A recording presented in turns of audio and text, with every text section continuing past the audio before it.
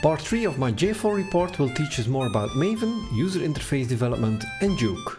Welcome to the Foojay Podcast, all your news about OpenJDK. In episodes 33 and 34 of the Foojay Podcast, you got the first two parts of my J4 report. But on that single day conference I had many more interesting interviews, so this is part 3. Later we will talk about JOOQ, desktop applications and security, but first, Maven. It's one of the most used tools in Java development, and I learned a lot from different experts who joined me for an interview. Let's start with Ixchel, who gave both a workshop and a talk. My name is Ixchel Ruiz. I'm speaking this year, so I'm super happy. Yesterday I also had a workshop, so extremely happy. Let's amend that. So two things at the same time. Yeah. What was the long session yesterday about? Yesterday was a workshop about Maven and going beyond the basics. So I really believe that we have to revisit our fundamental tools. And Maven is one of the fundamental tools in our industry. So I love that we get the opportunity to revisit these really important topics and understand our tools. Okay. Is there a war between Maven and Gradle? You know, I think, and this is really important, that we have choices because we don't see the world in the same way. And sometimes we don't have to solve the same things in the same condition. Like you can see, I'm a consultant. So I'm always answer like, which is the best tool? And I will answer, it depends. It depends. I think we had that word, it depends, in every interview I already had. Everybody's going to use it. But the next thing is I'm going to say, like, Ixchel, what is the best tool? And I will say, the one that you use, the actually you use, the one that you know how to use, and the one that you like to use. And the one that can solve your problem. Of course. But usually, at least in that, we have a little bit of common sense. And usually we try to pick the one that is not going to give us headaches. Although we do love complexity, but no. Okay. And so you also have a talk today? Yes. About? This is GitHub Actions. It's live camera GitHub Actions. So again, what I'm trying to do here is to showcase very common, unuseful, or very highly adopted tools to showcase some of the small functionalities that maybe we are not aware of that can make our life easier. Yeah. For example, small details and not so small details. You know what I like to talk about sometimes is the monsters under the bed, like the gotchas, where you're like, oh my God. Yeah, I love GitHub Actions. I have some pet projects. Just being able to upload your code and don't care about deployment. That's a one-time thing you need to do. Nobody loves it. And then if the GitHub action or your pipeline in any other system is okay, then indeed that will do some work for you, the repeating work. And indeed, I love GitHub Actions too. I mean, if you want the compelling reasons, and because if you want to talk about deployment and release, you know that I can go on that one too, but no. One of the reasons that I propose a lot of GitHub Action is because the amount of Java developers that are using GitHub and GitHub Actions. Like in GitHub, Java is still the third language most used for the projects. And they have more than 20 million projects stored there.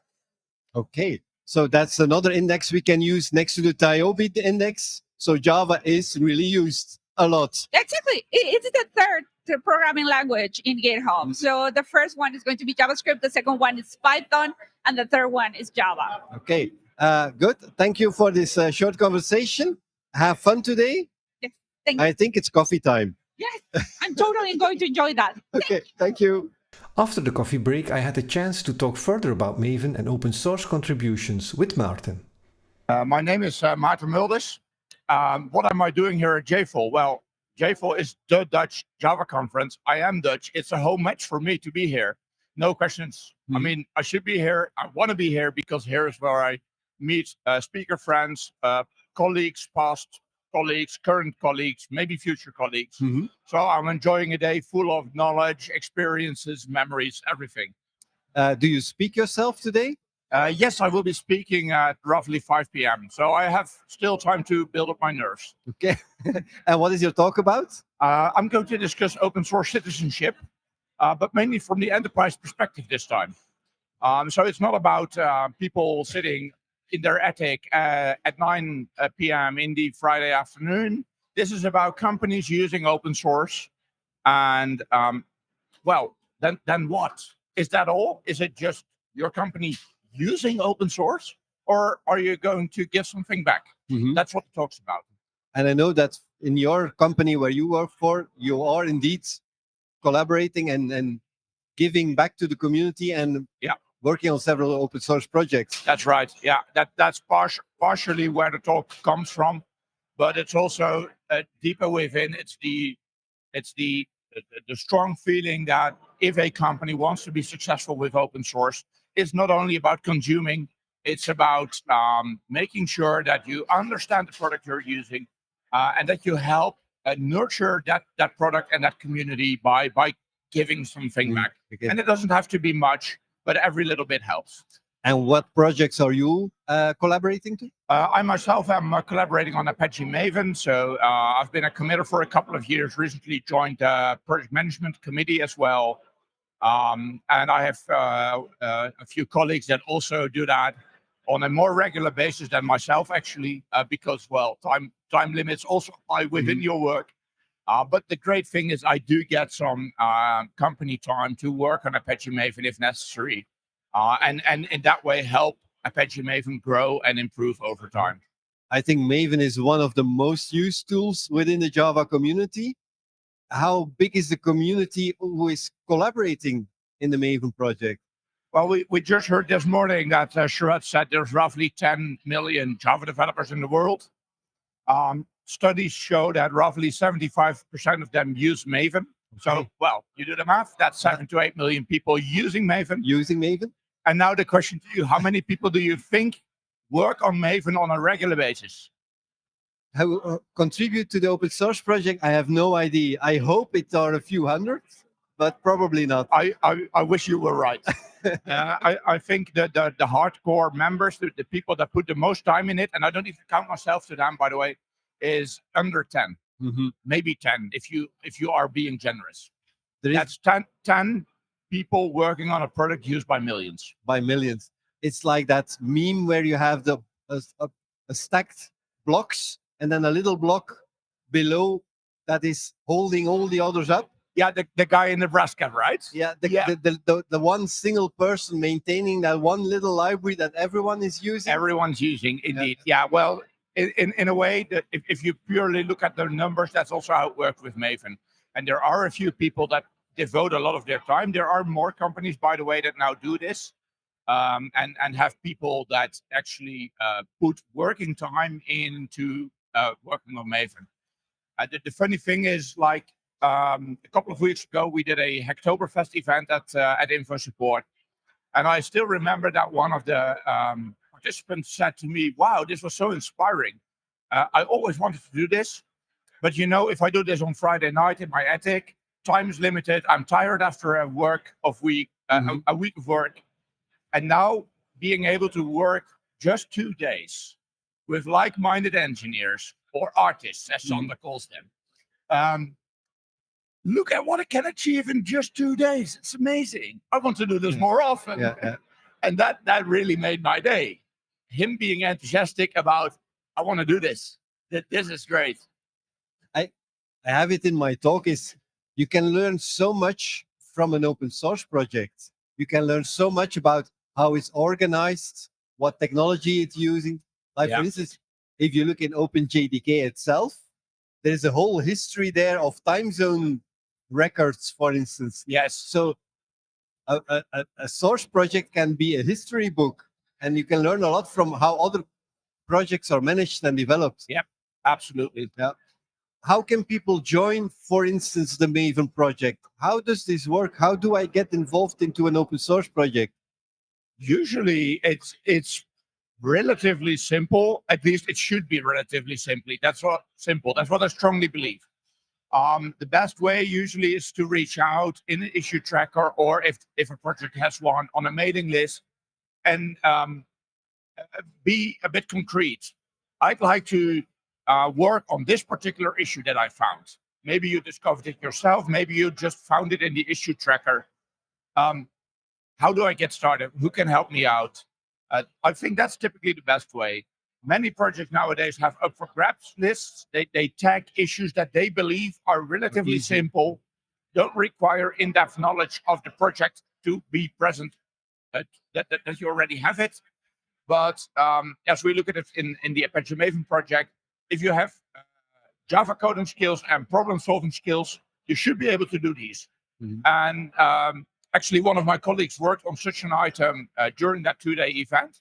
And indeed, without having that much knowledge of Maven itself, or how it is built, the code and the architecture of Maven, he was able to resolve that issue and get it working in just 2 days. Well, that's indeed a nice challenge. Okay, thanks a lot for this talk. Have fun here today at JFall. Yeah. And thank you for being part of the Foojay podcast. Thank you so much. Thank you for having me. Thank you. An essential part of the Maven system is the repository. It's managed by Sonatype, and my next guest knows everything about it. I'm Jamie Coleman. I'm a developer advocate for Sonatype. Originally, I started my career at IBM, worked on JVMs, worked on WebSpheres, most people will probably know here. And today I'm here to talk about Maven Central. So Sonatype, we run Maven Central for the community.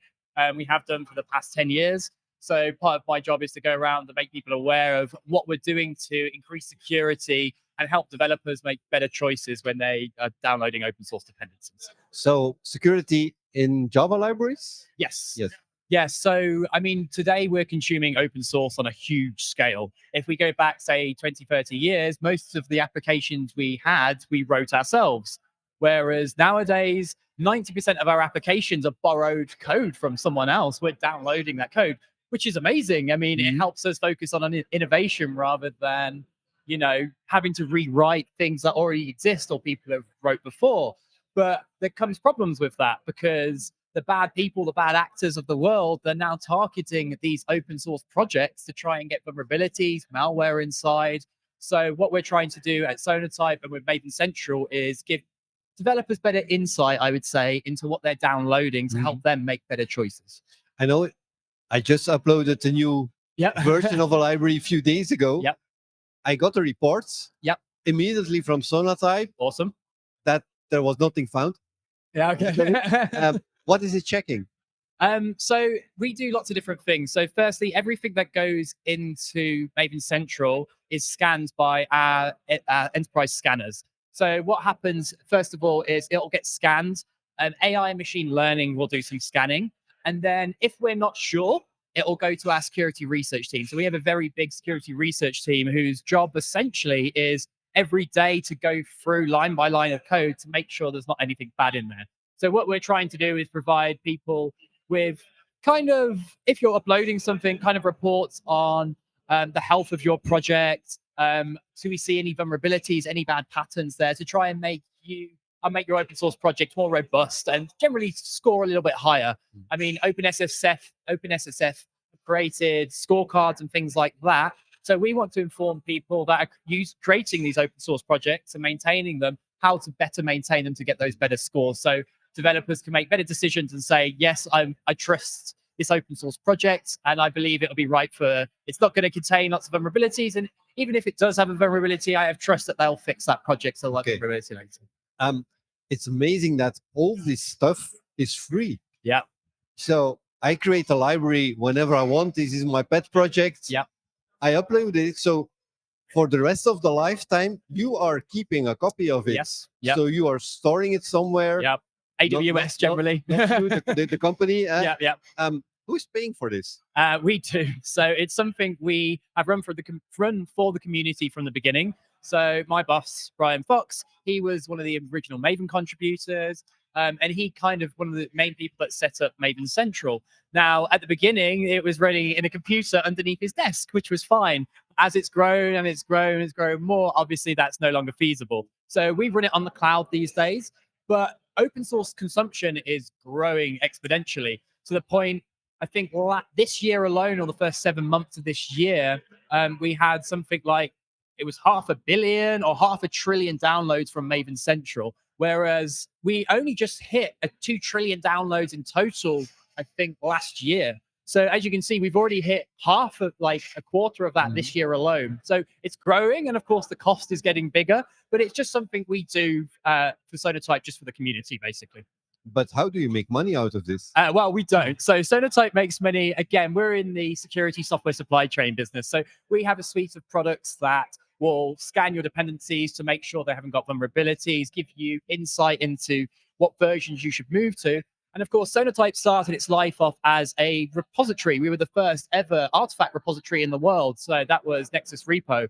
And so we make our money off our other projects, but some of that money goes back into Maven Central, and, like, to help the community, essentially. But actually, I think that's a profit in both sides, because you have all the dependencies, you know what's happening. Yes. You know when security issues are happening there. Yes, of course. So, for Log4j, for example, that we're all aware of, I mean, we were the first companies to pick that up because we know. And the great thing is, because we run Maven Central, we have all this data and these insights. So we can see exactly what countries are downloading, what versions. I think today, when I checked this morning, and the problem is with us as developers, we're quite slow to react. So I think even this morning, I looked at, in the last 24 hours, 22% of Log4j downloads were still that vulnerable version as of this morning. Yeah. I think in total, it's getting to something like 250 million now downloads of that vulnerable version. And that's because we humans, we tend to react to things rather than be proactive. So I think, it's just one of those things that, we're in the business of trying to help people make the right decisions, but we're also not in the business of taking down dependencies and things like that. I once uploaded the wrong dependency. I did something wrong. Yeah. You don't remove it. No. It's there forever. Yes. Yeah. Well, the thing is, a lot of people rely on Maven Central in their build automation and things like that. And the problem is, a lot of the vulnerabilities in Java are mistakes. They're not malicious things that go in. Whereas if you look at Node and Python, they don't have the same kind of domain space protection. You don't have to own the domain to put stuff up there. So they're full of malware, full of bad things that have gone up there. Whereas we have that first check, a decision that was made at the beginning to basically limit you have to own the domain. So that first amount of protection is there, essentially, and that's kind of what's helped us. Yeah, there are a lot of articles about how easy it is to slip something into a JavaScript dependency. They are true. Yeah, of course. And then, if you ever run npm install or something like that, you're essentially running that malware straight away. Whereas at least with Java, we have to hit that line of code before that malware or that vulnerability is activated. So we have a few more protections. But Sonatype don't just do Java. They monitor all the different ecosystems. We're just quite lucky in Java that we've been protected for quite a long time because of the decisions that were made at the beginning. So. And then removing that vulnerable Log4j, you said it. Yeah, again, you would break everything from companies that still rely on 22%, apparently, 22%. as of this morning. That's the thing. So again, even though there's a vulnerability in that version of Log4j, you might not be using that functionality that calls that vulnerability. So we don't make our decision to say what is and what should go up there. The only thing we will always remove is malware. We will never first of all, malware doesn't get up there, but if it ever did, that's the only thing we'll ever remove, because that is maliciously put there to do bad harm. So if I want you to remove my wrong library, I have to tell you there's malware in there. Yes, and then we'll scan it, realize there's no malware in there, and unfortunately it will stay there anyway. Okay, thanks. That's great information about how this whole system works, because it is there for everyone, but maybe we just don't realize that there's a company behind it, managing it and paying for it. Thanks for doing that for the community. No problem. And thanks for sharing that message. No problem. And we're very good. We like putting articles on Foojay as well. We do have a series of articles about software bill of materials and some of the things that are happening in the industry around open source software. So I'd advise anyone to go check them out on Foojay. Okay, thanks a lot. Brilliant. No problem. Thank you. Now that we know more about libraries and how they are managed in the Maven repository, we can look closer at the security with my colleague Gerrit. And in this case, I got a surprising answer to the same first question I ask everyone. Who are you and what are you doing here? I'm the biggest fan of JFall, and I'm speaking here, and I'm so happy to be here again. My name is Gerrit Grunwald. I'm your colleague, by the way. Yes, indeed. I know you, but yeah. I ask the same question to everyone here. I know. You're talking here, Yes, you I have a session here. and it's about. It's about security, and in the Java environment, which is not known to everyone, but it's good to know about it Yeah, and indeed. be aware. You're a big fan. Why? Of JFall? I can't say it often enough. It's the best one-day conference.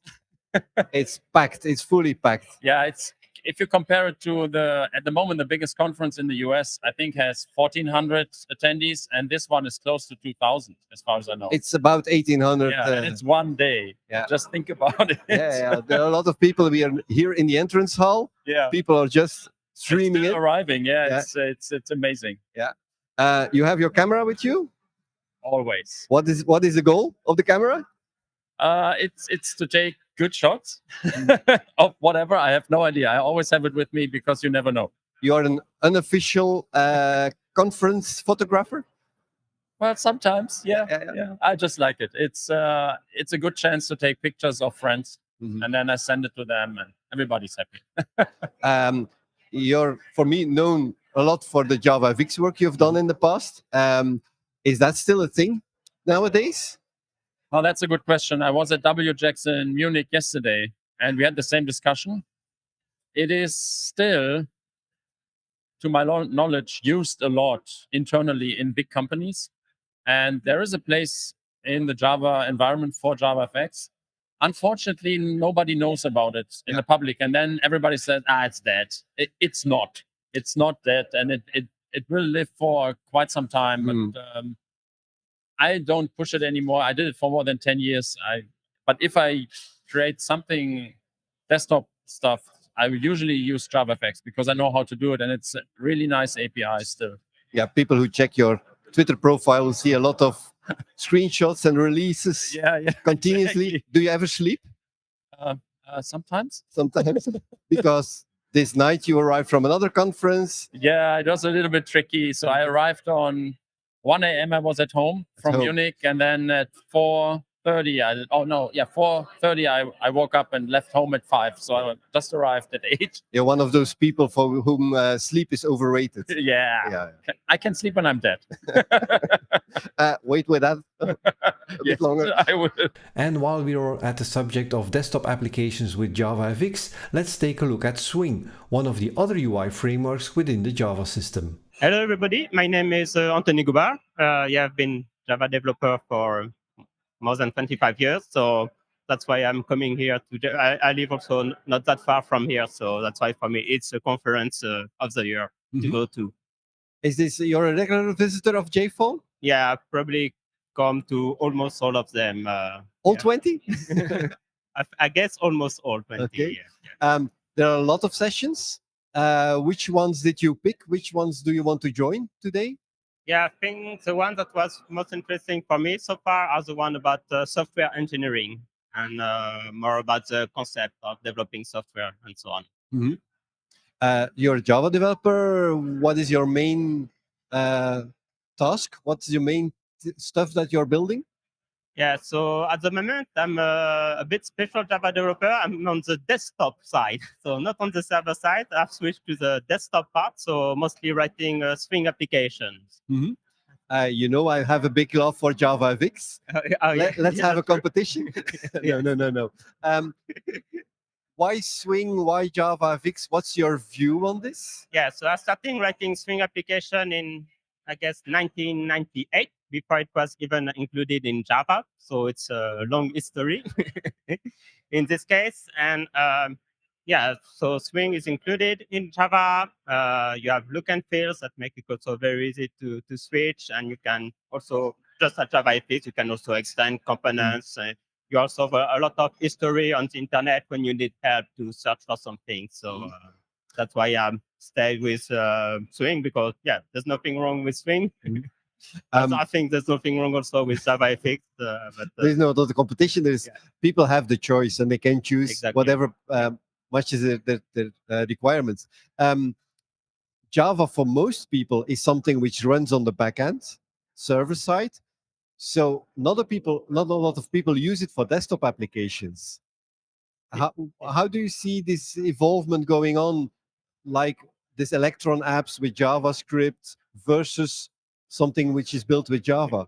Yeah, that's a bit strange because indeed we're moving from desktop to SaaS and a lot of web server, web application. But when you look on the mobile part, when you have Android or iOS, you could have website, but everybody is doing basically desktop application for mobile. So you have a mobile app for Twitter, you have a mobile app for all kind of software that could be just on the server. So you see that having what we call fat client against a website, it's sometimes depends sometimes on the platform. So I hope it will come back also to desktop to realize you have more control about the window, about the clipboard, about a lot of, and at the end, just have more productivity. Mhm.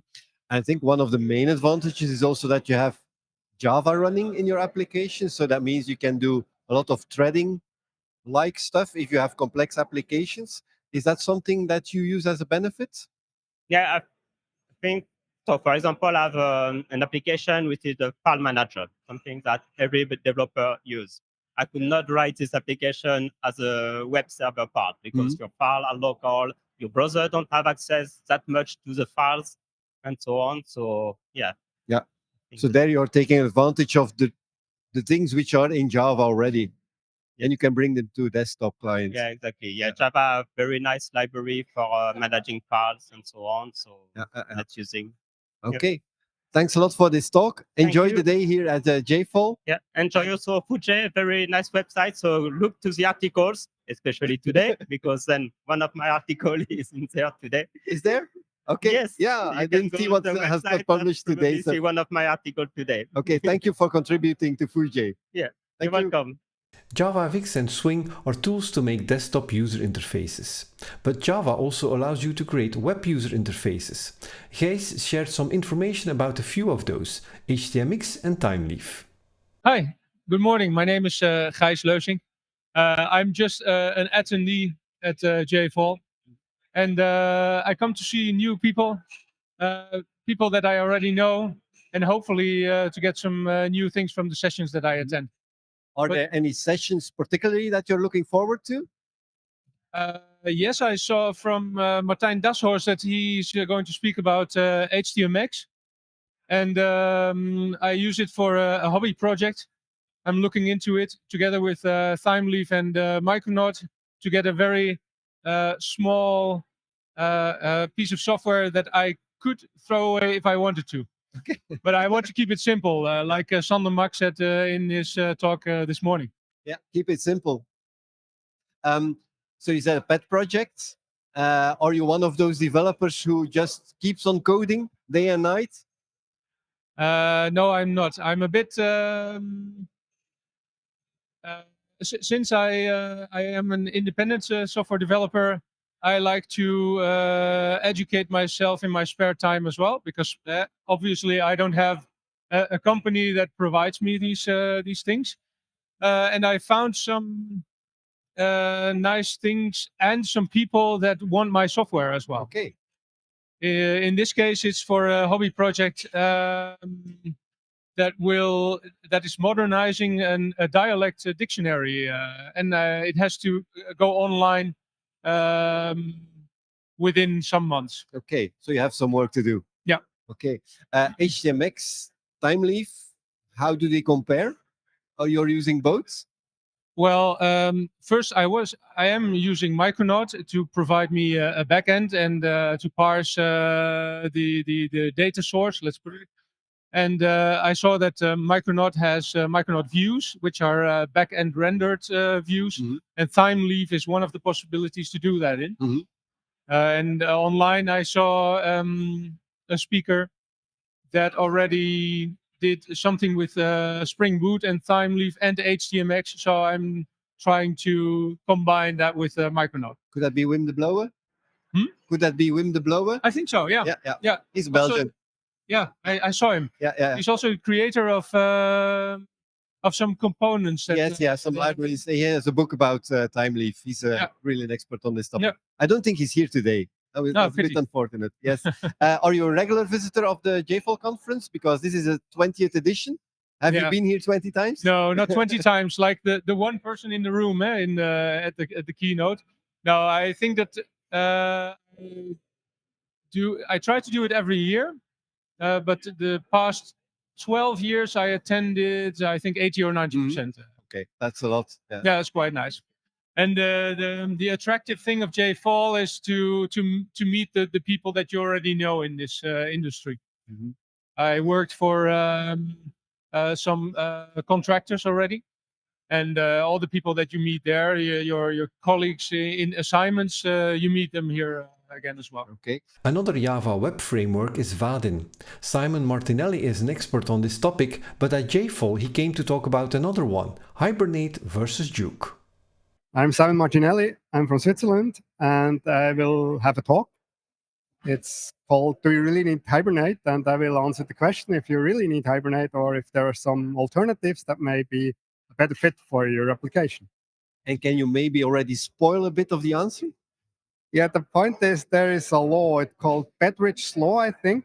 It's from a journalist from England, and he says if the title is a question, then the answer is always no. So you don't need Hibernate.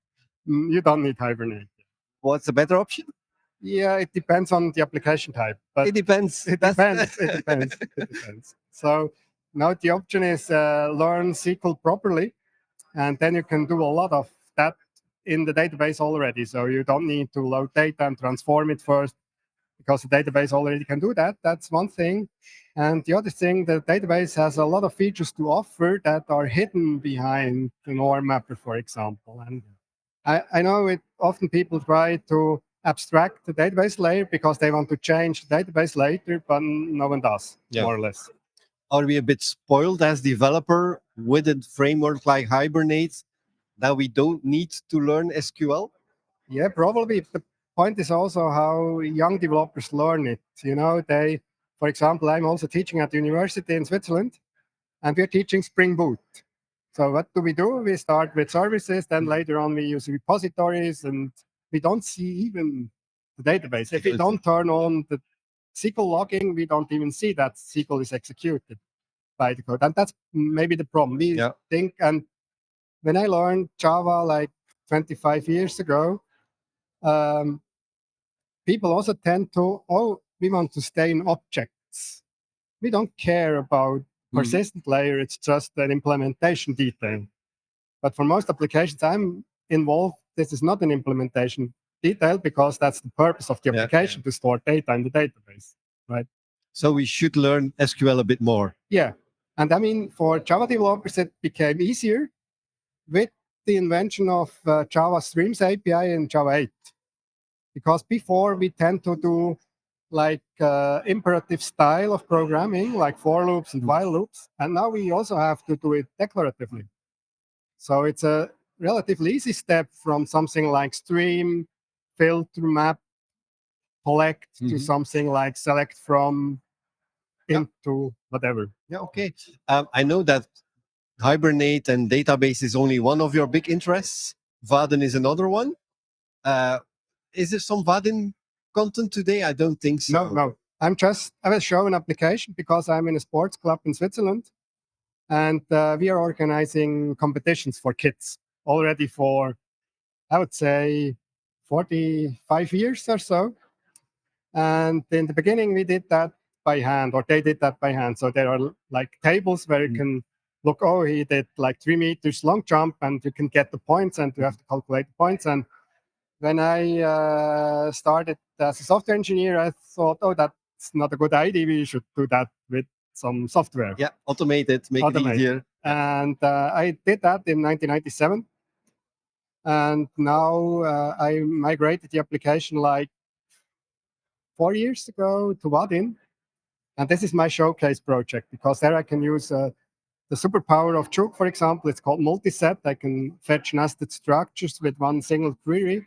And I use that because in a competition management software, you need ranking lists. And ranking lists are a tree, so you need to read data. And that's perfect. So you see some Vaadin, but I will not talk about Vaadin. Yeah, okay. That's a bit the same thing that happened to me. I was working on a pet project beside my job, and that became my job.